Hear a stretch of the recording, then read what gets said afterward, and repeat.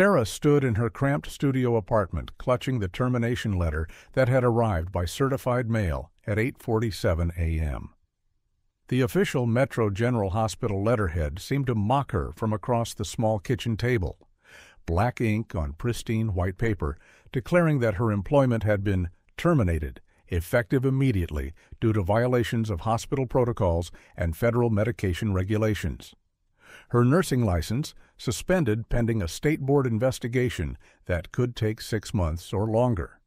3 years of perfect attendance, countless overtime shifts covering for sick colleagues, patient commendations praising her gentle touch with frightened children, all reduced to 3 terse paragraphs citing policy violations and institutional liability.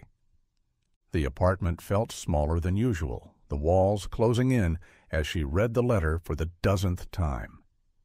26 years old, unemployed, facing potential criminal charges, with $47,000 in student loans and exactly $847 in her checking account. Her parents didn't know yet.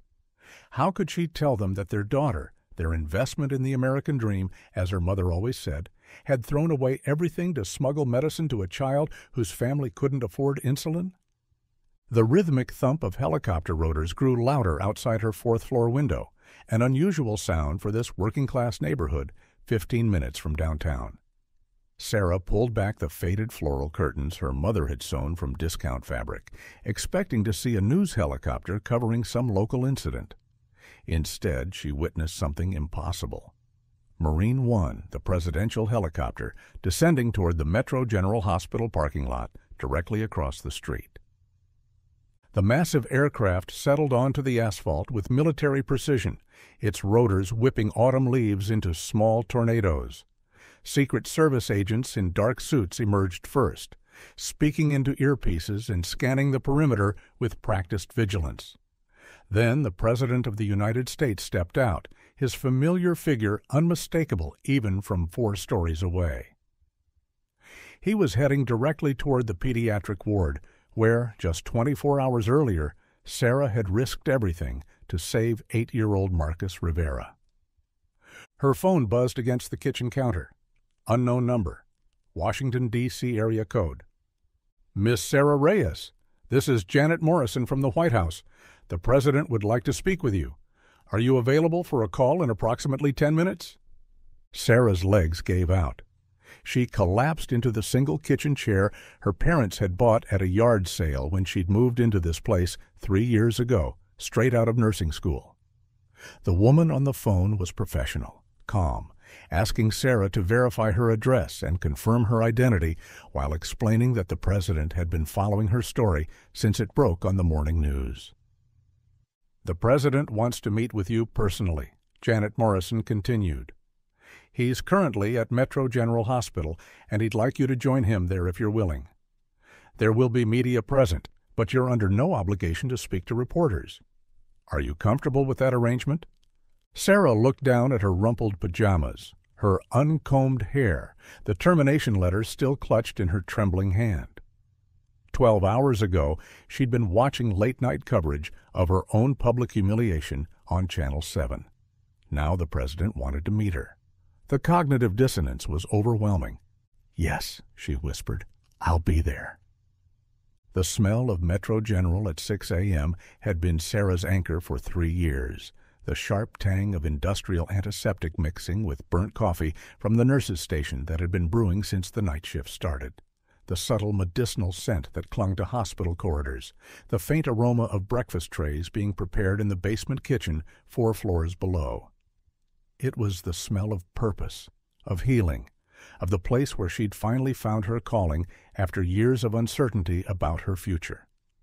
At 26, Sarah had been working as a pediatric nurse since graduating from Metro Community College's nursing program with a 3.9 GPA and enough student debt to buy a decent car. Her parents, Maria and Carlos Reyes, had emigrated from El Salvador when Sarah was 2 years old, settling in the same neighborhood where she still lived, working jobs that paid just enough to keep the family housed and fed. Her mother cleaned office buildings downtown, starting her shifts at 4 a.m. to finish before her afternoon job at a dry cleaner. Her father drove delivery trucks for a medical supply company, 12-hour days that left him exhausted but proud to provide for his family. They'd sacrificed everything for Sarah's education, her mother often working 16-hour days to pay for textbooks and lab fees. Tu eres nuestra inversión en el sueño americano, her mother would say, you are our investment in the American dream. Every month, Sarah faithfully sent $1,600 of her $3,200 monthly salary home, helping with rent on the cramped two-bedroom apartment where she'd grown up sharing a room with her younger brother Miguel, now a sophomore at State studying engineering. Sarah's morning routine at Metro General never varied, a ritual that grounded her before each shift's unpredictable challenges. Clock in at 5:58 a.m., grab coffee from the ancient machine that somehow produced a beverage capable of stripping paint, check overnight reports from the departing night shift. Room 314. Tommy Brennan, age 6, recovering from emergency appendectomy, asking for his mom every hour, and refusing to eat the hospital's Jell-O. Room 316.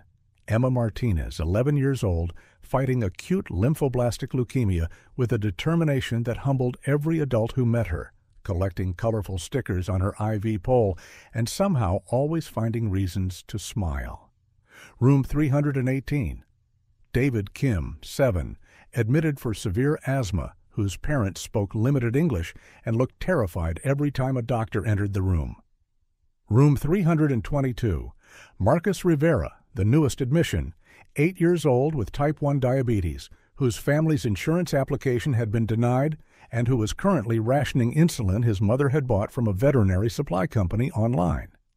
The pediatric ward occupied the hospital's entire 4th floor. 36 beds arranged in private and semi-private rooms, painted in cheerful colors that couldn't quite mask the underlying institutional beige. Disney character decals decorated the walls, donated by the hospital's volunteer auxiliary, and a play area near the nurses' station held games and books that had seen better days. The windows faced east, flooding the corridor with morning sunlight that made everything feel more hopeful, even during the most difficult cases. Sarah loved the early morning moments before the ward fully awakened, when she could organize medication carts with methodical precision, reviewing each patient's overnight notes and planning her day. She hummed quietly while working, an unconscious habit developed during nursing school when she'd discovered that soft music seemed to calm anxious patients. Mrs. Rodriguez in 316 had mentioned how much her daughter Emma looked forward to La Enfermera que Canta, the singing nurse, during daily rounds. These small interactions reminded Sarah why she'd chosen nursing over the pre-med track her high school guidance counselor had recommended. "You're smart enough for medical school," Mrs. Peterson had insisted. "Why limit yourself to nursing?" But Sarah had wanted to be present for families during their most frightening moments, to hold hands and explain procedures and advocate for patients who felt lost in the medical system's complexity. The money mattered. Her family needed her income. But being the person children trusted when they were scared felt like the most important work imaginable. She was restocking gauze supplies in the medication room when the code blue alarm shattered the morning's relative peace, its urgent electronic tone echoing through corridors that suddenly filled with running footsteps and urgent voices calling room numbers over the intercom system. Room 322. Marcus Rivera was crashing, and everyone on the pediatric ward knew exactly why. Sarah sprinted down the hallway, her sneakers squeaking against the polished linoleum as she joined the crowd of medical personnel converging on the 8-year-old's room. Marcus lay unconscious in the narrow hospital bed, his small body dwarfed by the adult-sized equipment surrounding him. Monitors beeped frantically, displaying numbers that told a terrifying story. Blood sugar, 420 mg/dL, nearly 4 times normal levels. Diabetic ketoacidosis, the potentially fatal condition that occurred when insulin-dependent diabetics couldn't access their medication. Dr. Rajesh Patel, The attending pediatrician was already examining Marcus while barking orders to the assembled nurses. Get me arterial blood gas, comprehensive metabolic panel, ketones, phosphorus levels. Start an IV with normal saline, 20 milliliters per kilogram bolus. And someone call the ICU. We may need to transfer him if this gets worse. Isabella Rivera sat in the corner chair where she'd maintained a constant vigil since her son's admission 3 days earlier. At 34, she looked older, worn down by months of fighting insurance companies and rationing medications that cost more than her monthly rent. Her husband, Miguel, worked construction when jobs were available, but a shoulder injury had kept him unemployed for 6 weeks. Isabella cleaned houses for wealthy families in the suburbs, earning just enough to keep their small apartment and put food on the table, but nowhere near enough to afford the $340 monthly cost of her son's insulin. "We've been stretching his Humalog," Isabella explained through tears, her accented English clear despite her distress. 3 days' worth lasting 2 weeks. I buy some from veterinary websites. It's the same medicine, but cheaper. But this week, I couldn't even afford that. She held up a crumpled insurance denial letter, the official language dense with medical terminology and bureaucratic justifications. Blue Cross says his diabetes isn't severe enough to justify brand-name insulin. They want him to try older, cheaper versions first. But those don't work as well, and the doctor says Marcus needs precise control because he's still growing. Sarah had heard variations of this story dozens of times. Insurance companies employing teams of pharmacists and medical reviewers to second-guess doctors' prescriptions, prioritizing cost savings over patient outcomes. Families forced to choose between rent and medication, between electricity and insulin, between their child's immediate health and their family's financial survival. Dr. Patel's expression was grim as he reviewed Marcus's blood chemistry results. The 8-year-old needed immediate aggressive intervention, high-dose insulin delivered intravenously to bring down his blood sugar, careful monitoring to prevent overcorrection that could trigger hypoglycemic coma, electrolyte replacement as his body processed the insulin, standard treatment for diabetic ketoacidosis, practiced thousands of times in hospitals across the country. But Marcus Rivera had no insurance coverage, no cash for upfront payment, and his family's application for the hospital's charity care program was still pending review, a process that typically took 72 hours minimum, sometimes longer if additional documentation was required. Administrator Robert Johnson appeared in the doorway with his ever-present clipboard, flanked by 2 members of the hospital's legal team. Johnson was 48 years old, a former Navy supply officer who'd transitioned to healthcare administration after his military service. He prided himself on running Metro General with military efficiency, keeping the 340-bed facility profitable in an increasingly challenging healthcare environment where uncompensated care could bankrupt even well-established hospitals. "What's the patient's insurance status?" Johnson asked, already knowing the answer from the chart flagged in the computer system. "Uninsured," Dr. Patel replied. "Family applied for charity care, but the application is still being processed. This child needs insulin immediately. His blood sugar is 420 and climbing." "Hospital policy is absolutely clear on this matter," Johnson announced, consulting his clipboard where he'd highlighted the relevant regulations. "We cannot administer non-emergency medications without either payment guarantee or approved charity care status. The liability exposure is simply too significant. If we make exceptions for one family, every uninsured patient will expect identical treatment." Johnson's legal team had briefed him extensively on the potential consequences of deviation from established protocols. Federal regulations governing hospital charity care were complex and strictly enforced. Medications administered to uninsured patients without proper documentation could trigger audits from multiple agencies: the Department of Health and Human Services, the State Insurance Commission, the DEA for Controlled Substances. If Metro General faced accusations of providing preferential treatment to some uninsured patients while denying care to others, the resulting legal exposure could reach millions of dollars. "This is an emergency," Dr. Patel argued, his usually calm demeanor cracking under the frustration of being unable to provide standard medical care. The child could progress to diabetic coma within hours. Brain damage, kidney failure, death, all preventable with immediate insulin therapy. "Emergency stabilization only," Johnson replied, reading from the hospital's policy manual. IV fluids, cardiac monitoring, laboratory studies, nothing that could establish precedent for ongoing medication provision to uninsured patients. The family can reapply for charity care with expedited processing, or they can provide payment guarantee for medications. Sarah watched the familiar dance play out, lawyers protecting the institution, administrators citing federal regulations, doctors caught between the Hippocratic Oath and hospital liability policies. Meanwhile, Marcus Rivera was dying by degrees, his 8-year-old body slowly shutting down while adults debated policy implications and legal precedents. Isabella Rivera sat beside her son's bed, holding his small hand and whispering prayers in Spanish that Sarah recognized from her own childhood. "Por favor, Dios santo, salva a mi hijo. Te lo ruego, salva a mi bebé. Please, Holy God, save my son. I beg you, save my baby." The same desperate prayers Sarah's own mother had whispered during her father's hospitalizations for work-related injuries, when insurance coverage was questionable and medical bills threatened to destroy their family financially. Dr. Patel continued his arguments, citing medical ethics and patient care standards, but Johnson and his legal team were unmoved. Hospital policy existed for good reasons.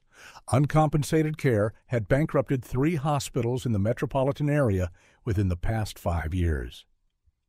Metro General survived by maintaining strict financial controls, including ironclad rules about medication provision to uninsured patients. Marcus's monitors continued their urgent beeping.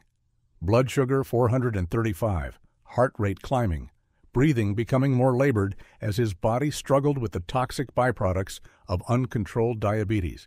Isabella Rivera looked up at Sarah with eyes that held the particular desperation of a mother watching her child suffer while being powerless to help. The same look Sarah had seen in her own mother's eyes years earlier, when her father had been injured at work and they'd waited in emergency rooms, praying that their limited insurance would cover his treatment. During her lunch break at 1:30 p.m., Sarah made a decision that would irrevocably change the trajectory of her life. The medication room was secured by electronic keycard access, with every entry automatically logged by the hospital's computer system. Sarah's card still worked. Termination paperwork typically took 24 to 48 hours to process through all hospital systems, and her dismissal wouldn't be official until HR completed the documentation. She slipped inside the small, windowless room lined with locked cabinets and refrigerated storage units containing thousands of dollars worth of pharmaceuticals. Her heart pounded as she located the insulin refrigerator, a locked unit requiring a secondary access code that she'd memorized during her 3 years on the pediatric ward. Vials of Humalog lined the refrigerated shelves in neat rows, each small glass container representing more than most families earned in a day. The insulin itself cost approximately $3.50 to manufacture, according to research studies she'd read, but retail prices had increased over 300% in the past decade due to pharmaceutical company pricing strategies and insurance industry negotiations. Sarah palmed 1 vial of Humalog, checking the expiration date and lot number out of professional habit. The medication felt warm in her hand despite the refrigeration, a tangible symbol of the impossible choices facing thousands of families across the country. She checked the hallway carefully before exiting the medication room, acutely aware that security cameras monitored every corridor in the hospital except the medication storage areas themselves. Isabella Rivera was in the family lounge on the 4th floor, staring at her phone with hollow eyes while calculating which bills to delay in order to afford her son's medication. The small room held uncomfortable vinyl chairs and a television that hadn't worked properly in months, but it offered families a respite from the constant beeping and medical activity of the ward. Mrs. Rivera? Sarah approached carefully, glancing around to ensure they were alone. I need you to listen very carefully to what I'm about to tell you. Sarah pressed the insulin vial into Isabella's trembling hands, her voice dropping to barely above a whisper. This is Humalog, the same insulin Marcus has been taking. The concentration is 100 units per milliliter. For his current blood sugar level, you need to give him 2 units subcutaneously, under the skin, every hour until his glucose drops below 200. Do you understand? Isabella's eyes widened in disbelief and terror. But the hospital said they cannot give him medication without... I know what they said. Sarah's voice was steady despite her racing heart. But your son is going to die if we follow their rules.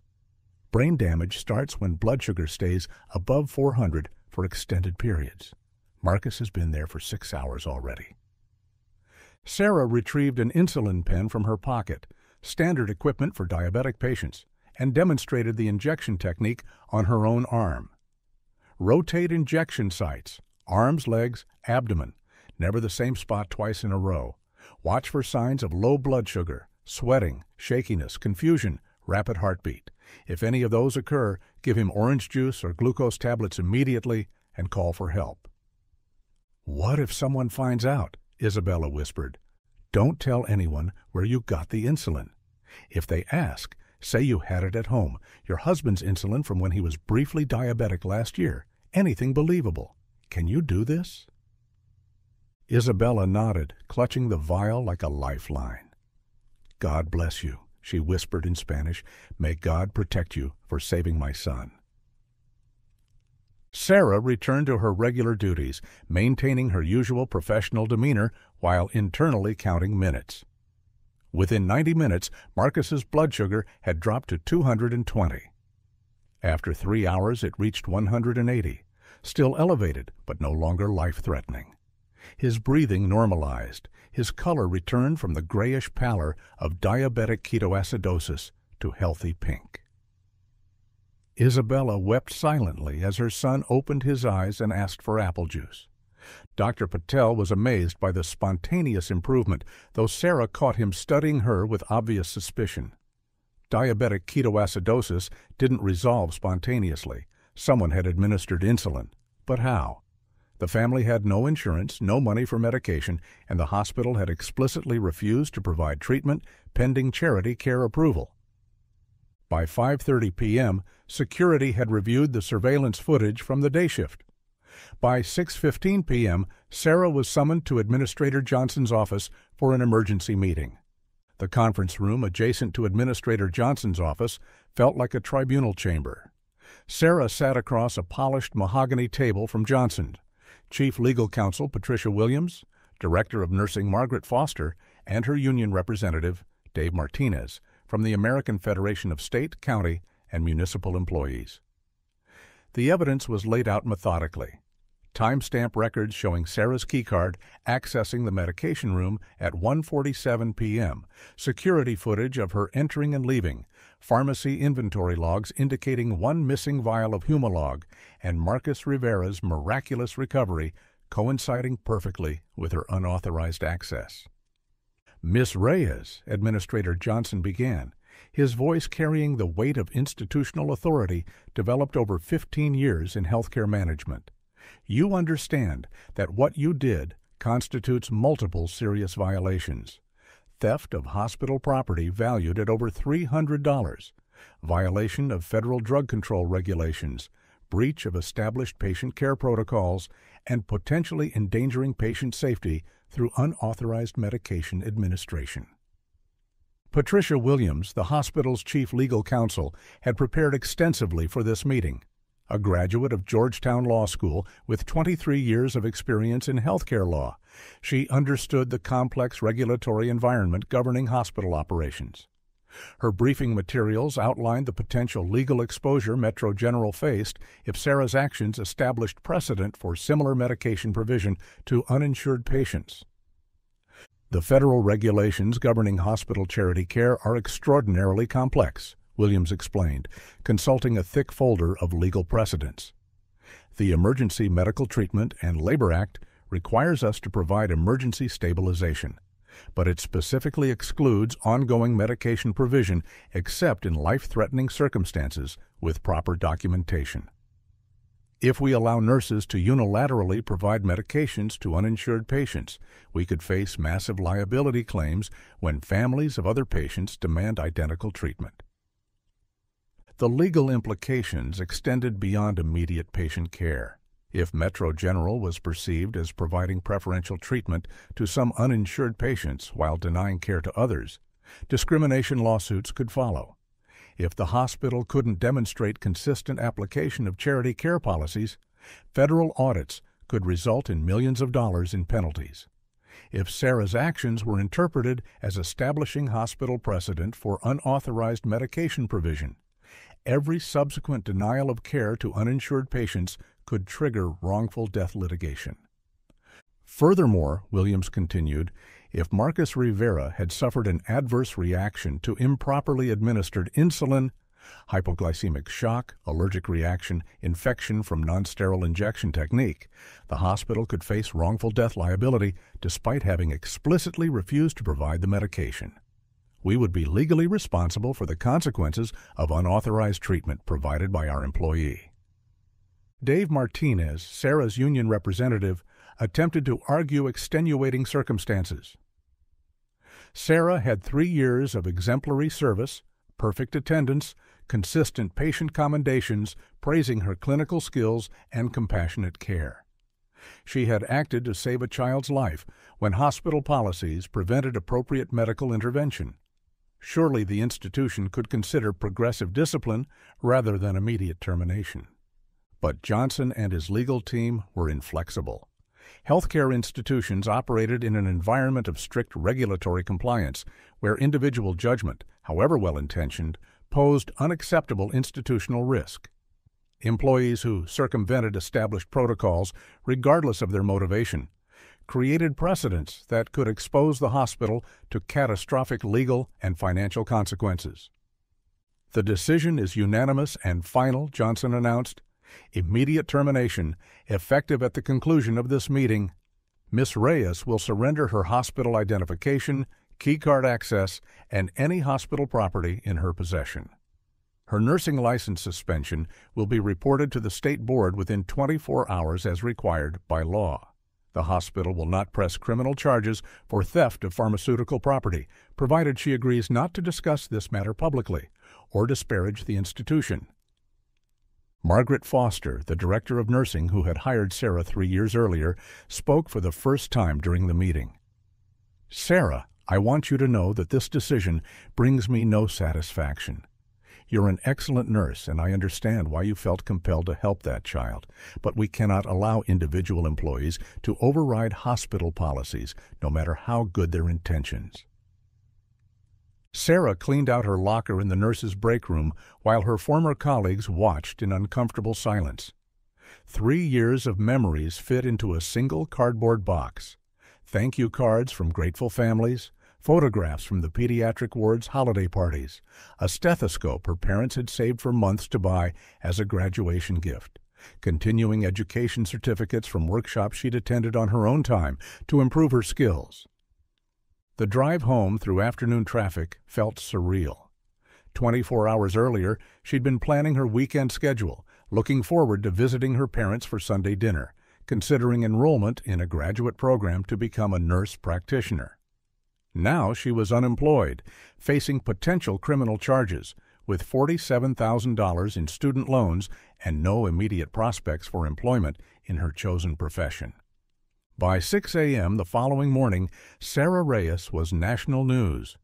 Someone had leaked the story to Channel 7, probably a nurse who had witnessed the confrontation between Sarah and Isabella Rivera, or perhaps a security guard who had reviewed the surveillance footage. The hospital's crisis management protocol required a public response when employee misconduct threatened institutional reputation, and Administrator Johnson had scheduled a press conference for 10 a.m. with Sarah required to appear as part of her termination agreement.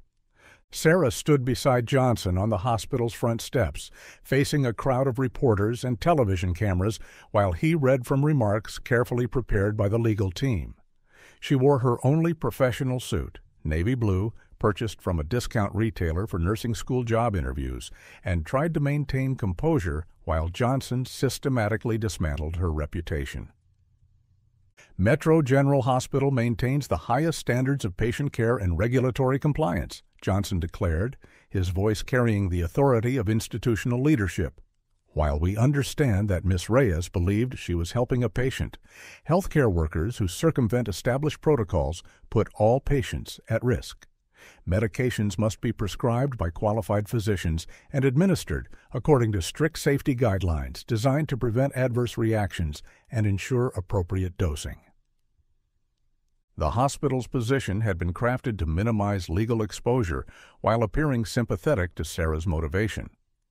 Johnson acknowledged her 3 years of satisfactory service and her concern for patient welfare, but emphasized that individual judgment could not supersede institutional policies designed to protect patient safety and ensure regulatory compliance. Healthcare institutions face complex regulatory requirements from multiple federal and state agencies, Johnson continued. The Joint Commission, the Department of Health and Human Services, the Drug Enforcement Administration, and state medical boards all maintain strict oversight of hospital operations. Employees who violate these regulations, however well-intentioned, expose the institution and all our patients to potential harm. The assembled reporters shouted questions about Marcus Rivera's condition, about insulin pricing, about hospital policies regarding uninsured patients. Johnson deflected most inquiries, referring reporters to the hospital's written statement and declining to discuss specific patient information due to privacy regulations. Sarah was not permitted to speak during the press conference, per the terms of her termination agreement. She stood silently while Johnson painted her as a well-meaning but dangerous employee whose actions could have resulted in patient death if Marcus had suffered an adverse reaction to improperly administered insulin. Within hours, the story had exploded across social media platforms. #InsulinGate trended on Twitter with Sarah's photograph attached to thousands of comments ranging from healthcare hero who saved a child's life to dangerous criminal who should be prosecuted for drug theft. Facebook posts shared the story with commentary about healthcare costs, insurance company greed, and hospital bureaucracy. Instagram influencers with medical backgrounds debated whether Sarah's actions were justified or reckless. Local television stations ran the story every hour throughout the day, often accompanied by expert commentary from healthcare policy analysts, medical ethicists, and legal experts.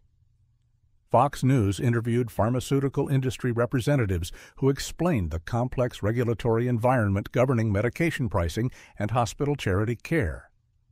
CNN brought on patient advocates who argued that children were dying because of insurance industry, profit motives, and hospital liability concerns. Sarah's face became the symbol of America's healthcare crisis, her story representing thousands of families struggling with medication costs that forced impossible choices between health and financial survival. Editorial boards across the country published opinions about her case, some supporting her civil disobedience against unjust policies, others emphasizing the importance of regulatory compliance in healthcare institutions. The response from the public was immediate and overwhelming. Hate mail arrived at her apartment within hours. You broke federal law and endangered a patient. Nurses who think they're above the rules should be prosecuted to the full extent of the law. But support letters outnumbered criticism 10-1. You saved a child's life when the system failed him. Thank you for having the courage to do what was right. Strangers sent flowers, gift cards, job offers from hospitals in other states willing to hire her despite the circumstances of her termination. A GoFundMe campaign started by Isabella Rivera raised $15,000 in the first 24 hours, with donations pouring in from people who had their own stories of rationing medications or choosing between prescriptions and other necessities. The fundraising page included a photograph of Marcus, healthy and smiling, with a message from his mother. "This nurse saved my son's life. Now she needs our help."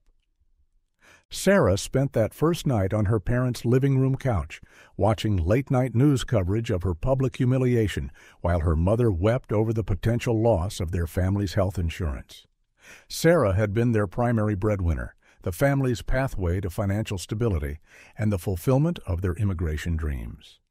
Her mother had cleaned offices and worked multiple jobs to pay for Sarah's nursing education, sacrificing her own health and comfort to invest in her daughter's future. "Mija," her father Carlos said quietly, sitting beside her as Channel 7's 11 p.m. newscast replayed footage of the press conference.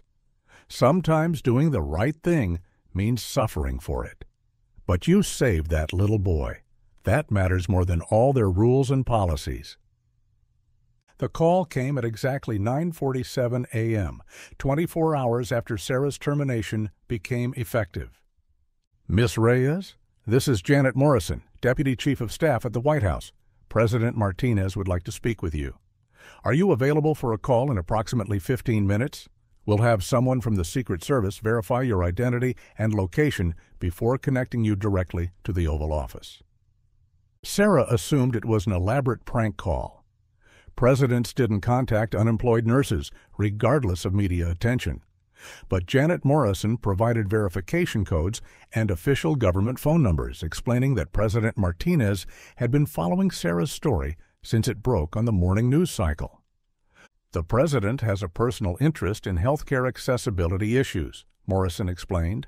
His daughter, Sophia, was diagnosed with type 1 diabetes at age 7, so he understands the financial and emotional challenges families face when insurance companies deny coverage for life-saving medications. He'd like to meet with you personally to discuss your experience and explore potential policy solutions. The verification process took 30 minutes. Secret Service agents confirmed Sarah's identity through multiple databases, verified her residential address, and conducted background checks through federal law enforcement systems. Finally, at 10:23 a.m., Sarah found herself connected directly to the Oval Office. "Miss Reyes, this is President Martinez. I want to thank you for taking my call." The president's voice was immediately recognizable from countless television appearances, but hearing it directed personally to her felt surreal. He sounded tired, the weight of presidential responsibilities evident even in casual conversation, but genuinely interested in her story. "I've been reading about your situation since yesterday morning," President Martinez continued. "My staff prepared a briefing package with your personnel file, the hospital's press statements, and media coverage of Marcus Rivera's case. I have to tell you, what you did for that little boy took tremendous courage." The president explained that his own daughter Sophia, now 14, had been diagnosed with type 1 diabetes when she was 7 years old. Even with presidential-level health insurance, the family had initially struggled with medication costs and insurance approval processes. Sophia's endocrinologist had prescribed specific insulin formulations that insurance companies questioned, requiring prior authorization processes that delayed treatment, while doctors and insurance medical reviewers debated the necessity of brand name versus generic medications. "I've seen how the system fails families," President Martinez said.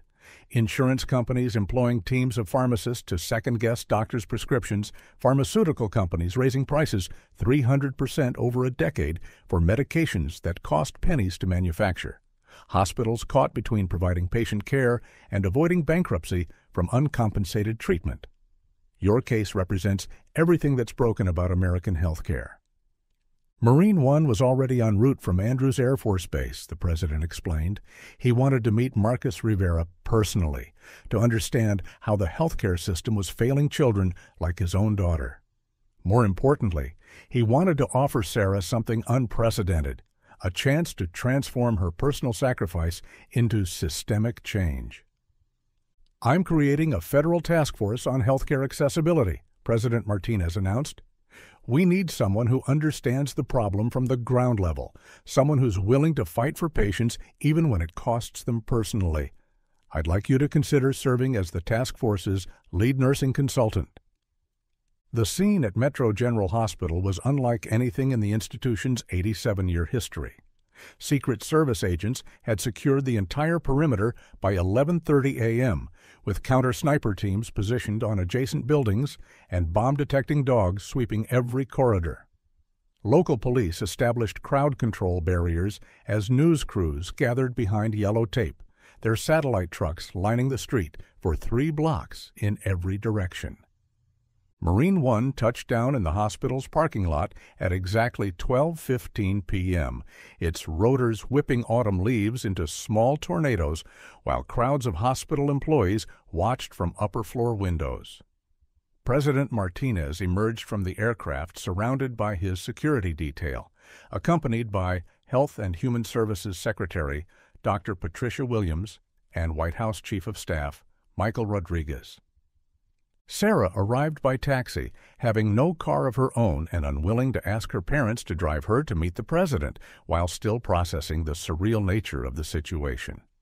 She wore the same navy blue suit from yesterday's press conference, her only professional outfit, and carried a small purse containing her terminated hospital ID card, as if she might somehow need it to prove her identity. Administrator Johnson greeted the presidential party at the hospital's main entrance, flanked by the chief medical officer and several board members who had hastily rearranged their schedules to accommodate the unprecedented visit. The same man who had fired Sarah 24 hours earlier now extended effusive welcome to the president, praising Metro General's commitment to patient care and community service. "Mr. President, we're honored by your visit," Johnson declared for the benefit of assembled media. Metro General has served this community for nearly 9 decades, providing compassionate care to all patients regardless of their ability to pay. We look forward to working with your administration on healthcare accessibility initiatives. The presidential party proceeded directly to the pediatric ward, where Marcus Rivera was sitting up in bed, his color healthy and his blood sugar levels stable. Isabella sat beside him, holding his hand while whispering encouragement in Spanish. The 8-year-old looked small and vulnerable, surrounded by medical equipment, but his eyes were bright and alert, a dramatic contrast to his condition just 36 hours earlier. President Martinez approached Marcus's bedside with the practiced ease of a politician comfortable around children, but his demeanor suggested genuine emotion rather than calculated photo opportunity. He spoke to Marcus in fluent Spanish, asking about his favorite subjects in school, his dreams for the future, whether he understood how brave he had been during his medical crisis. "Mrs. Rivera," the president said, switching to English for the benefit of assembled media, "your son's story represents thousands of children across America who can't afford life-saving medications. That's completely unacceptable in the wealthiest nation in human history. No parent should have to choose between their child's health and their family's financial survival." The president's remarks had been carefully prepared by his communications team, but his emotion appeared genuine as he discussed his own daughter's diabetes and the challenges facing American families. He announced the immediate formation of a federal task force on healthcare accessibility, with specific focus on pediatric medication affordability and insurance company coverage denials. "Healthcare should not be a privilege reserved for those who can afford it," President Martinez declared. "Every child in America deserves access to life-saving medications, regardless of their parents' insurance status or financial circumstances. This task force will work with Congress to develop legislative solutions, coordinate with state governments to expand emergency medication programs, and investigate systemic problems that prevent families from accessing essential treatments." Then came the announcement that transformed Sarah's life irrevocably. "I'm appointing Sarah Reyes as the task force's lead nursing consultant," the president announced, his hand resting on Sarah's shoulder as cameras captured the moment. She risked her career to save Marcus Rivera's life when hospital policies prevented appropriate medical intervention. Sometimes the people closest to the problem are best equipped to develop solutions. Sarah will work directly with the Department of Health and Human Services to identify systemic barriers to healthcare access and recommend policy changes to ensure that no child suffers because their family cannot afford medication. The position came with GS-14 federal salary classification, $94,500 annually, nearly triple Sarah's nursing income, plus full authority to investigate healthcare accessibility issues nationwide. She would travel to hospitals throughout the country, interview families affected by medication costs, work with congressional staff to draft legislation addressing the insulin crisis specifically, and medication affordability generally, and coordinate with state health departments to implement emergency assistance programs. Administrator Johnson, who had fired Sarah 24 hours earlier while citing liability concerns and policy violations, now stood directly behind the president, nodding approvingly as cameras captured the moment. The same legal counsel who had explained federal regulations and liability exposure was suddenly praising Sarah's pioneering advocacy work and expressing the hospital's enthusiasm for partnering with the federal task force. The cognitive dissonance was breathtaking. 24 hours earlier, these same administrators had painted Sarah as a dangerous rogue employee whose actions threatened patient safety and institutional integrity. Now, with presidential endorsement and national media attention, they were claiming credit for her compassionate patient advocacy and expressing pride in her federal appointment. Dr. Patel, who had fought unsuccessfully to treat Marcus within existing hospital protocols, approached Sarah with tears in his eyes. "I'm sorry we couldn't support you when it mattered," he said quietly. "You did what I couldn't do. You put patient care above policy compliance. That takes courage I'm not sure I possess." The media attention following the presidential announcement was unprecedented and overwhelming. Within hours of President Martinez's press conference, Sarah's phone rang constantly with interview requests from major television networks, newspaper reporters, and magazine editors. Publishers offered six-figure advances for her memoir, with preliminary titles like The Insulin Angel and Breaking the Rules to Save Lives. Netflix representatives contacted her agent — she didn't have an agent but suddenly needed one — about optioning her story for a limited series starring prominent actresses eager to portray a principled healthcare worker fighting institutional corruption. Pharmaceutical companies, desperate to improve their public image following years of criticism over insulin pricing, proposed lucrative consulting arrangements. Eli Lilly offered her a position as Director of Patient Advocacy at $185,000 annually, plus stock options and comprehensive benefits. Novo Nordisk wanted her to lead their new patient assistance program with a salary that exceeded most physicians' income. Sanofi proposed funding a Sarah Reyes Foundation for Healthcare Accessibility, with her as the executive director and complete autonomy over program development. The American Nurses Association invited her to deliver the keynote address at their national convention, with a speaking fee that exceeded her annual nursing salary. Johns Hopkins offered her admission to their graduate program in healthcare policy, with full scholarship and a guaranteed position in their patient advocacy department upon completion. The Robert Wood Johnson Foundation proposed funding her doctoral studies in health policy while she served on the federal task force. Legal firms specializing in healthcare advocacy offered her positions as Director of Patient Relations, recognizing that her national prominence could attract clients and enhance their reputation for fighting insurance company denials and hospital billing practices. The law firm that had represented families in class action lawsuits against pharmaceutical companies wanted her to lead their new patient advocacy division, with a starting salary of $150,000 and partnership track potential. The GoFundMe campaign, started by Isabella Rivera, had grown exponentially, reaching $2.3 million within 72 hours of the presidential announcement. Donations poured in from around the world, with contributors sharing their own stories of rationing medications, choosing between prescriptions and rent, watching family members suffer because life-saving treatments were financially inaccessible. The campaign page became a forum for healthcare horror stories, with thousands of comments describing the impossible choices facing American families. "This money belongs to you," Isabella insisted during a private meeting at the hospital. "You saved my son's life and sacrificed your career. Without your courage, Marcus would be dead. Please accept this as small compensation for what you lost to help our family." Sarah's parents were overwhelmed by their daughter's sudden transformation from unemployed disgrace to national hero.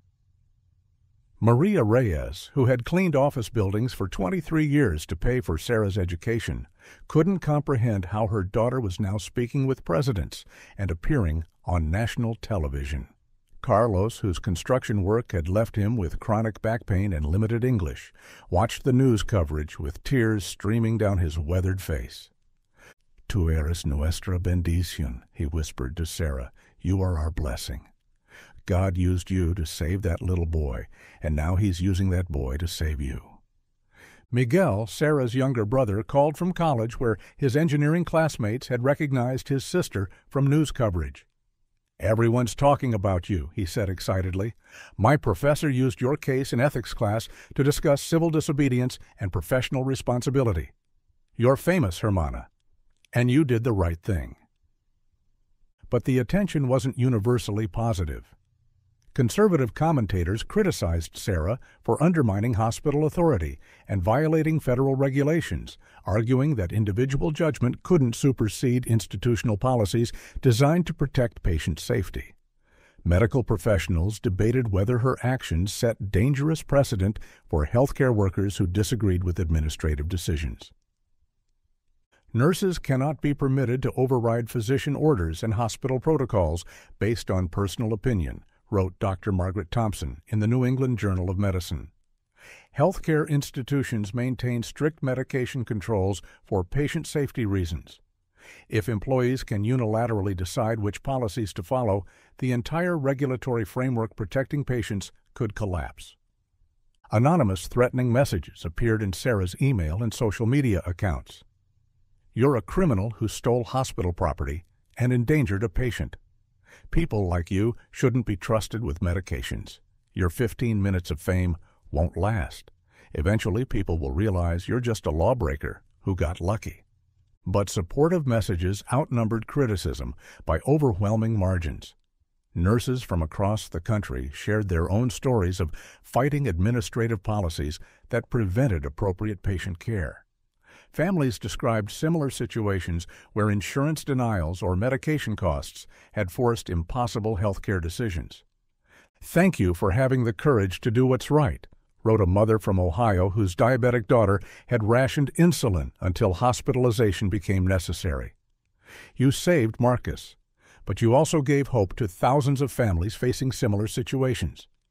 Sarah accepted the federal position with President Martinez personally administering the oath of office in a White House ceremony attended by Marcus Rivera and his family.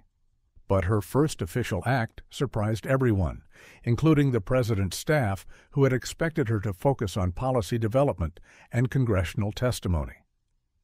Standing at the podium in the West Wing briefing room, surrounded by healthcare policy experts and federal officials, Sarah made an announcement that would define her approach to the position and establish her commitment to systemic change rather than personal advancement. "I want to thank President Martinez for this incredible opportunity to serve families like Marcus Rivera's," Sarah began, her voice steady despite the surreal nature of addressing the national media from the White House. "But I also want to make something clear about how I intend to approach this work." She paused, looking directly into the cameras broadcasting her remarks across the country. "All proceeds from book deals, movie rights, speaking engagements, and other opportunities resulting from this situation will fund a new foundation dedicated to providing emergency medications to uninsured children. The Sarah Foundation will be headquartered in my neighborhood, employing nurses and social workers who understand that sometimes healing requires challenging, unjust policies." The announcement surprised White House staff who had expected her to capitalize personally on her newfound prominence. Publishing representatives had offered advances exceeding $500,000 for her memoir. Hollywood agents were negotiating film rights worth millions of dollars. Corporate speaking bureaus projected her earning potential at over $50,000 per appearance. Marcus Rivera's story isn't unique, Sarah continued. Research indicates that over 25,000 American children ration prescribed medications due to cost constraints. Families choose between insulin and rent, between asthma inhalers and groceries, between their child's immediate health and their family's financial survival. This foundation will serve as their safety net when insurance companies deny coverage and hospital policies prevent appropriate care. Working 18-hour days with congressional staff and healthcare policy experts, Sarah helped draft comprehensive legislation addressing medication affordability and hospital charity care requirements.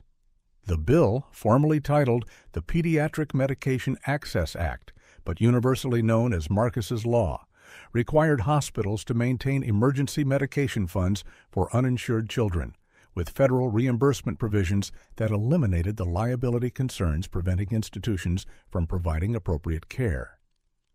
The legislation included several key provisions that directly addressed the systemic problems Sarah had encountered at Metro General.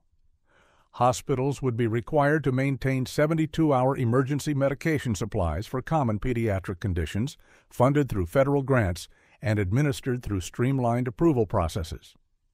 Insurance companies would face penalties for denying coverage of medications prescribed by board-certified pediatric specialists. Pharmaceutical companies would be required to provide emergency medication access programs for families earning less than 300% of federal poverty guidelines.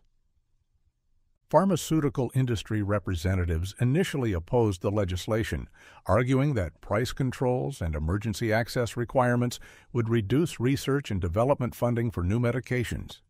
But public pressure following Marcus's case, combined with coordinated advocacy from patient rights organizations, created political momentum that overcame industry resistance.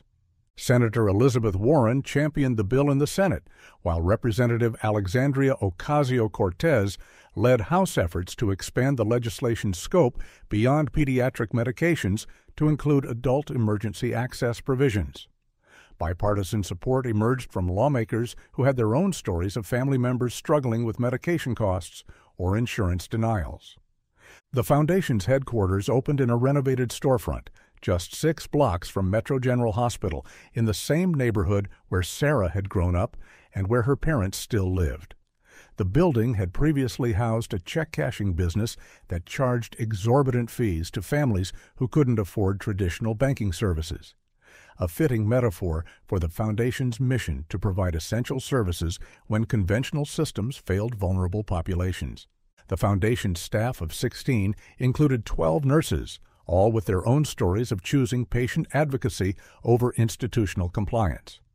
Maria Santos had been fired from Houston Methodist for providing translation services to Spanish-speaking families when hospital policy required certified interpreters for all patient interactions. David Kim had lost his position at Children's Hospital of Philadelphia for questioning insurance denials that delayed cancer treatments for pediatric patients. Jennifer Wright had been terminated from Boston Medical Center for helping families navigate charity care applications when social services staff were unavailable. These nurses understood intimately the tension between institutional policies and patient advocacy, the frustration of watching children suffer, while administrators cited liability concerns and regulatory compliance. They brought expertise in pediatric care, insurance navigation, pharmaceutical assistance programs, and family advocacy that complemented Sarah's growing knowledge of federal healthcare policy. Dr. Rajesh Patel, who had fought unsuccessfully to treat Marcus Rivera within Metro General's protocols, accepted the position of medical director for the Foundation's Emergency Intervention Program. His decision to leave the hospital surprised colleagues who considered him destined for department leadership, but his experience with Marcus had crystallized his understanding that patient advocacy sometimes required challenging institutional authority. I spent 15 years following hospital policies that prioritized legal compliance over patient care, Dr. Patel explained during his resignation meeting with Metro General's administration. Sarah showed me that sometimes doing the right thing requires accepting personal consequences for challenging unjust systems. I want to work somewhere that puts children's health before liability concerns. The Foundation's emergency intervention protocol was elegant in its simplicity. Families contacted the Foundation's 24-hour hotline when insurance denials or medication costs prevented access to essential treatments. Nurses conducted immediate assessments to verify medical necessity and family financial circumstances. Medications were provided within hours through partnerships with local pharmacies, while social workers helped families navigate long-term solutions like insurance appeals and pharmaceutical assistance programs. Isabella Rivera worked part-time as the Foundation's community outreach coordinator, helping Spanish-speaking families understand their health care options and navigate the complex bureaucracy of insurance companies and hospital billing departments. Her personal experience with Marcus's crisis gave her credibility with families facing similar situations, and her bilingual skills were essential in a community where many parents spoke limited English. Before Marcus got sick, I didn't understand how the system worked, Isabella explained to new families during orientation sessions. I thought if you needed medicine, doctors would give it to you. I learned that insurance companies and hospitals have complicated rules that sometimes prevent children from getting help. But now we have people who know how to work around those rules, people who care more about helping children than following policies that don't make sense. Marcus himself, now 9 years old and healthy with proper insulin management, became an unofficial mascot for the Foundation. He visited regularly after school, helping younger children understand their medical equipment and showing them that chronic illnesses didn't have to limit their dreams. His insulin pump was visible beneath his clothes, no longer a source of shame, but a symbol of successful treatment that other children could achieve with proper support. I want to be a doctor when I grow up, Marcus told reporters during the Foundation's first anniversary celebration. Like Dr. Patel, but for kids who can't afford medicine. And I want to hire nurses like Sarah who help children even when it's hard. 18 months after her termination from Metro General Hospital, Sarah returned to the institution for a press conference announcing the hospital's complete policy transformation regarding uninsured pediatric patients. The hospital had implemented comprehensive protocols based on Marcus's law, establishing a $2.3 million emergency medication fund and streamlined approval processes that eliminated the delays that had nearly killed Marcus Rivera. Administrator Johnson, who had fired Sarah while citing liability concerns, now praised her pioneering advocacy work and announced Metro General's partnership with the Sarah Foundation to provide training for hospital staff on patient advocacy and family support services.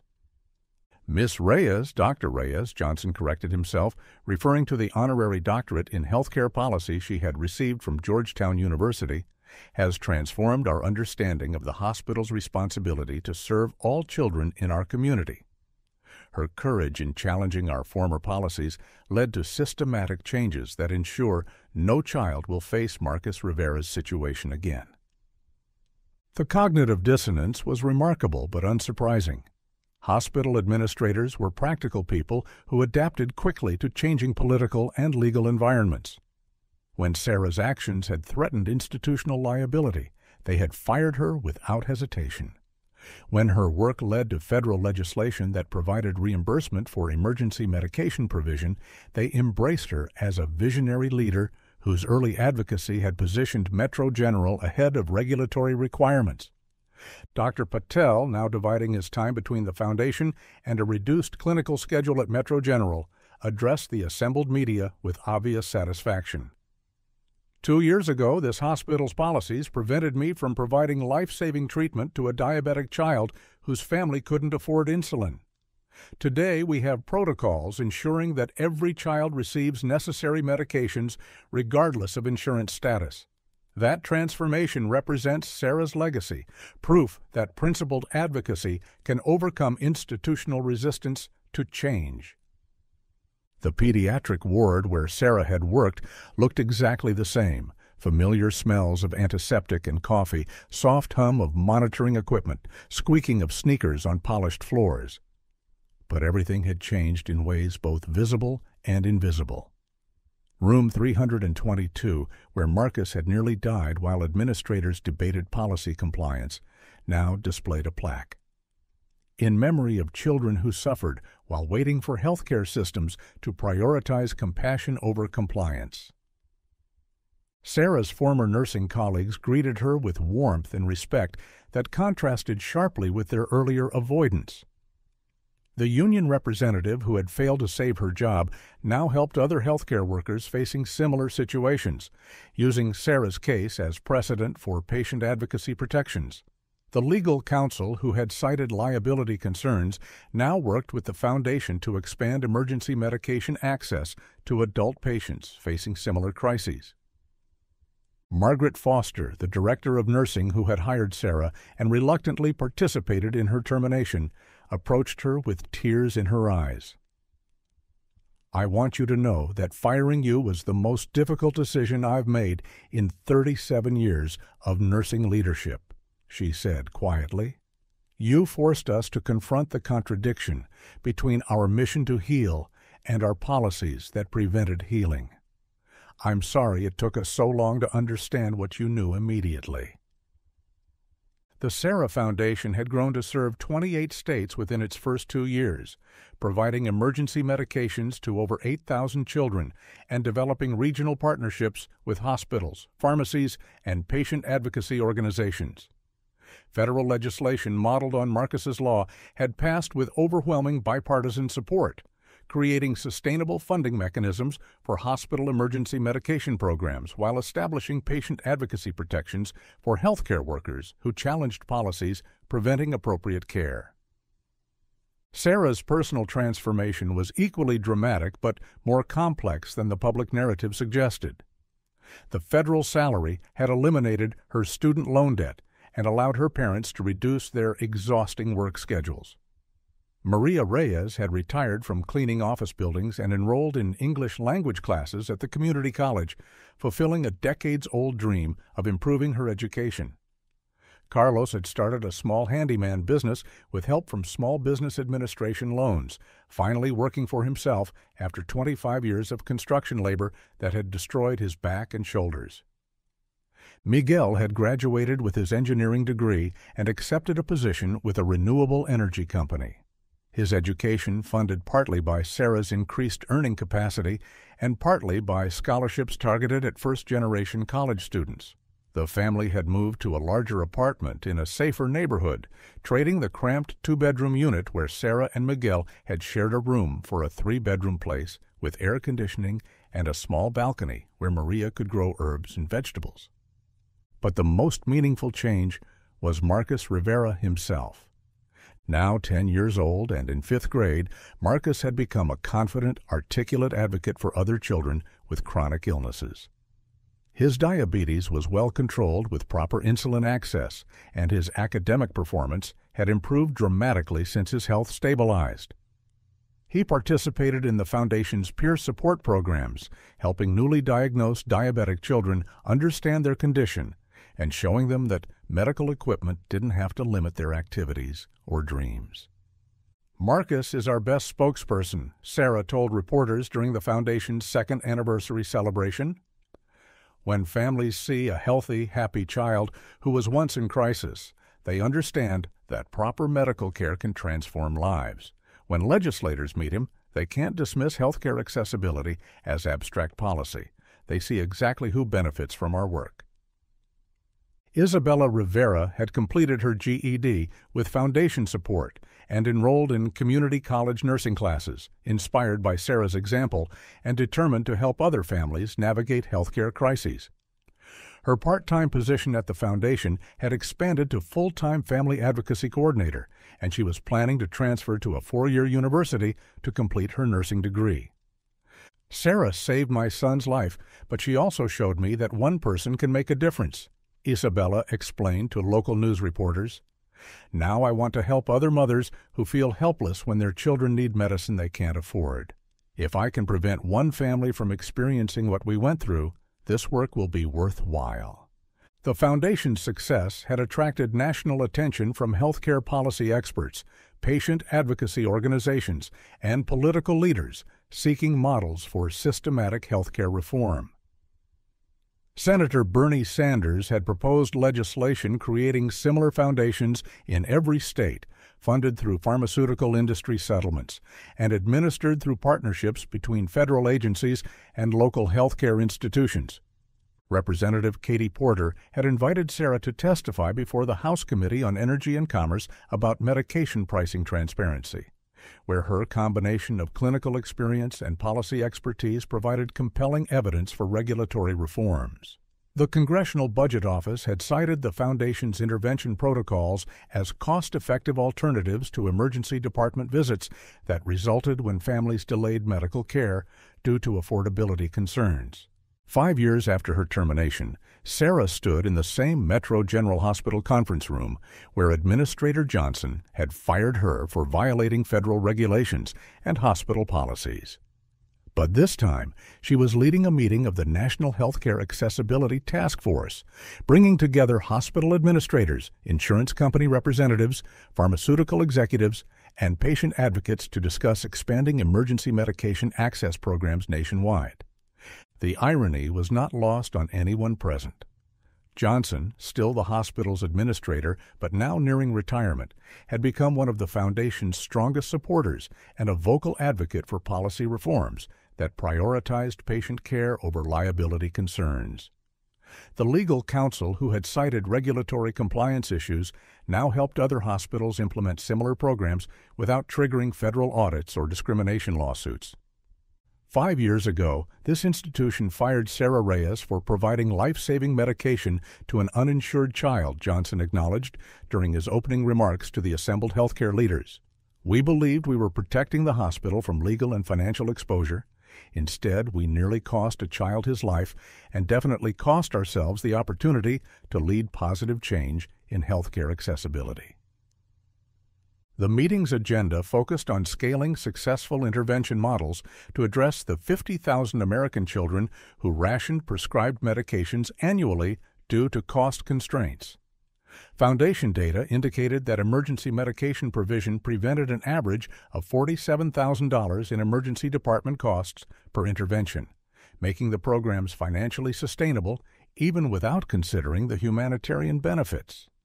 Dr. Patel, now the Foundation's chief medical officer and a nationally recognized expert on pediatric healthcare accessibility, presented clinical outcomes data demonstrating that early intervention prevented disease progression and reduced long-term treatment costs. Children who received timely medication access through Foundation programs showed better academic performance, fewer hospitalizations, and improved quality of life measures compared to children who experienced treatment delays due to insurance or affordability issues. Marcus Rivera's case wasn't unique, Dr. Patel explained to the assembled healthcare executives. It was representative of systematic problems affecting thousands of families. The difference was that Sarah chose to prioritize patient care over policy compliance, creating the crisis that forced us to address these issues. Sometimes individual acts of conscience are necessary to catalyze institutional change. Pharmaceutical industry representatives, initially resistant to emergency access requirements, had become collaborative partners as public pressure and legislative momentum made opposition politically untenable. The industry's voluntary participation in Foundation programs had improved their public image while providing valuable data about medication access barriers and patient assistance program effectiveness. Insurance company executives, once concerned about precedent setting and liability exposure, now supported standardized emergency medication protocols that reduced administrative costs while improving patient outcomes. Clear federal guidelines had eliminated the legal ambiguity that previously prevented companies from developing consistent policies regarding coverage denials and appeal processes. Sarah's role in these discussions reflected her evolution from bedside nurse to healthcare policy expert, but her focus remained intensely practical and patient-centered. She could discuss federal reimbursement mechanisms and regulatory compliance requirements with Washington policy experts, then translate those concepts into practical applications for families facing immediate medical crises. Policy matters, but only when it improves outcomes for children like Marcus, Sarah reminded the group during discussions of program expansion timelines. Every day we delay implementation. Families are making impossible choices between medications and other necessities. Our goal isn't perfect policy, it's preventing children from suffering while we debate administrative details. Marcus Rivera, now 15 years old and a sophomore in high school, had become an accomplished public speaker and patient advocate whose personal story anchored every major healthcare accessibility discussion. His diabetes was so well controlled that casual observers wouldn't know about his condition, but he wore his insulin pump proudly as a symbol of successful treatment that other children could achieve with proper support. "I don't remember being sick," Marcus told the healthcare executives during the task force meeting. "I was 8 years old, and I knew my mom was scared because she couldn't afford my medicine. I remember feeling tired and thirsty all the time, but I didn't understand why. What I remember most is Nurse Sarah holding my hand and telling me everything would be okay." Marcus's academic achievements had exceeded everyone's expectations. He maintained a 4.2 GPA while participating in student government and volunteering with the Foundation's peer support programs. His science fair projects focused on diabetes, research, and medication accessibility, earning state-level recognition and scholarship opportunities from universities impressed by his combination of personal experience and academic excellence. "I want to study biomedical engineering in college," Marcus continued, his confidence evident despite addressing a room full of powerful healthcare industry executives. "I want to develop better insulin delivery systems and work on making medications more affordable. Sarah saved my life, and now I want to help save other kids' lives too." Isabella Rivera sat in the audience, now a registered nurse working full-time at the Foundation while completing her bachelor's degree in nursing through evening classes.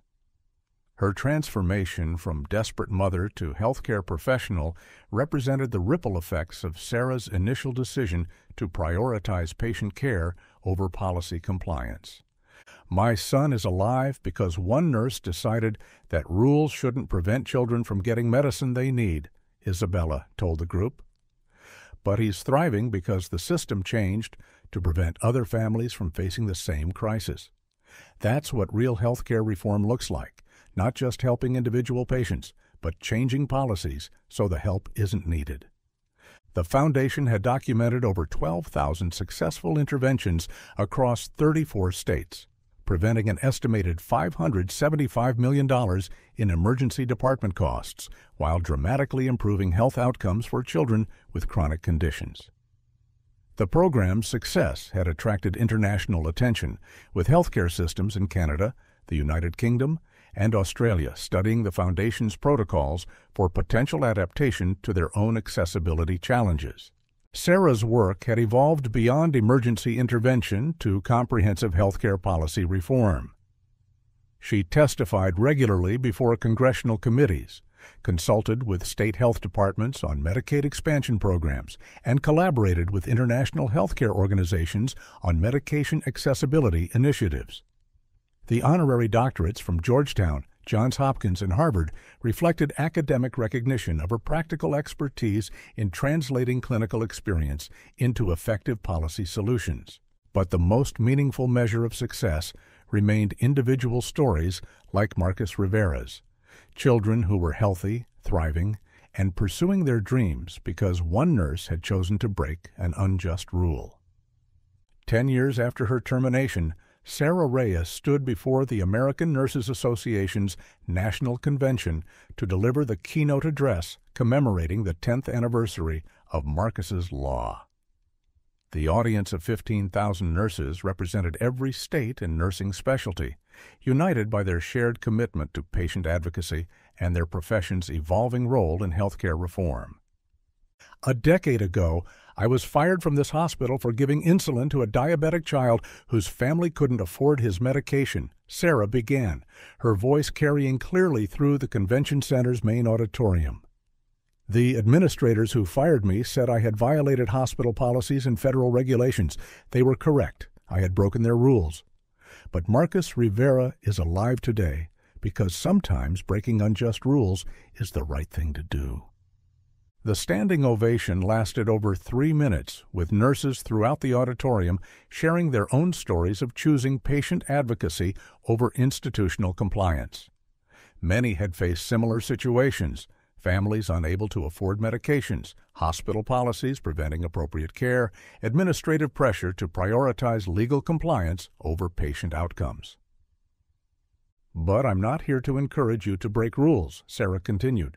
"I'm here to challenge you to change them." Marcus's law exists because individual acts of conscience created political momentum for systematic reform. Your profession has the clinical expertise and moral authority to lead healthcare transformation, but only if you're willing to advocate persistently for patients who have no other voice. The Foundation's impact extended far beyond emergency medication provision. The organization had become a model for patient-centered healthcare advocacy, demonstrating how clinical expertise could be combined with policy development to create systematic change.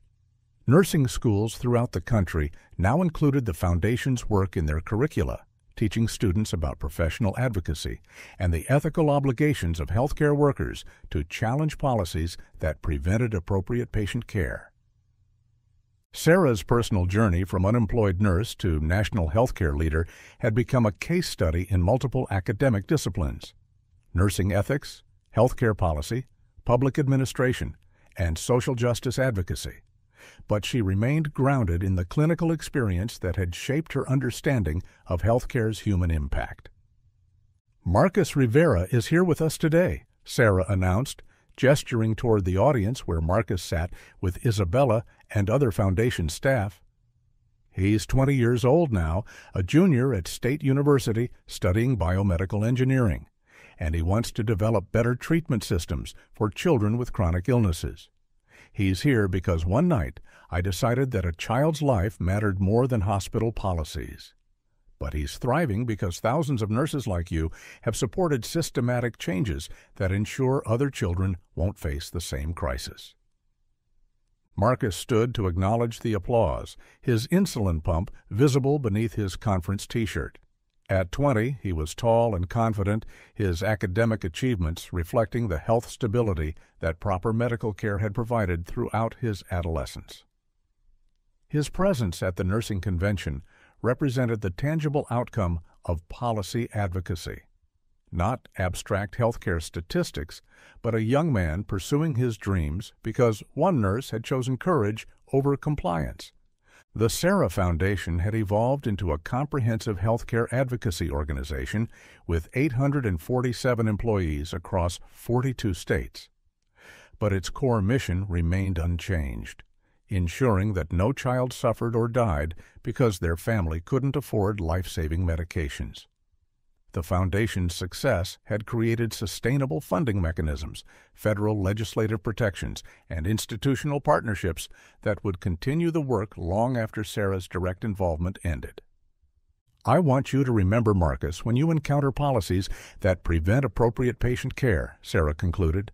"Remember that behind every administrative decision, every insurance denial, every cost containment measure, there are children whose lives depend on your willingness to advocate for what's right rather than what's convenient." As the convention ended and nurses returned to their home institutions, many carried with them a renewed commitment to patient advocacy and systematic healthcare reform. The story of Sarah Reyes and Marcus Rivera had become more than an inspiring anecdote. It was proof that individual conscience, supported by collective action, could transform entire systems. Marcus Rivera was alive, healthy, and pursuing his dreams of helping other children because one nurse had decided that rules mattered less than an 8-year-old's life. The insulin angel had found her wings, but more importantly, she had taught an entire profession how to fly.